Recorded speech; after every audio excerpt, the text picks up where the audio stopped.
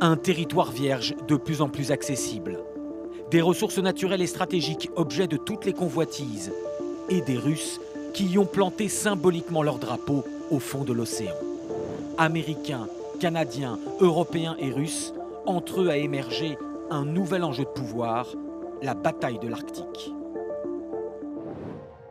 8 pays sont membres du Conseil de l'Arctique, c'est-à-dire ont des droits territoriaux et maritimes au pôle Nord. Les États-Unis, le Canada, le Danemark avec le Groenland, l'Islande, la Norvège, la Suède, la Finlande et la Russie. Pour tous, l'Arctique est un enjeu stratégique et militaire.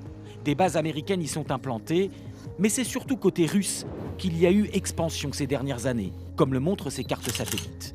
La Russie y a ses bases les plus rapprochées du territoire américain.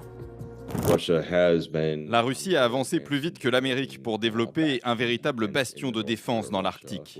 Aujourd'hui, la Russie dispose de 55 brise-glaces, certains à propulsion nucléaire et d'autres sont en développement. Les États-Unis n'en ont que 2 et 3 sont en construction.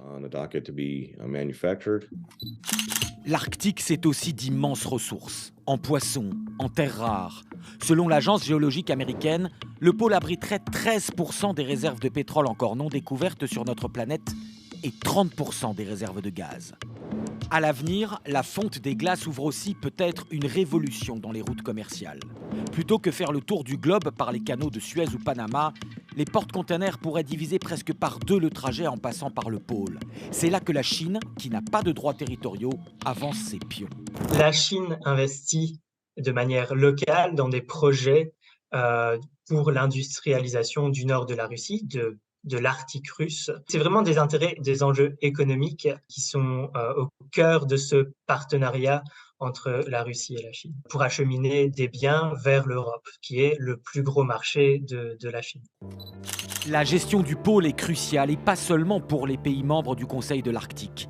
Il est le régulateur thermique de notre planète ainsi qu'une réserve d'eau douce. L'avenir climatique de l'humanité en dépend.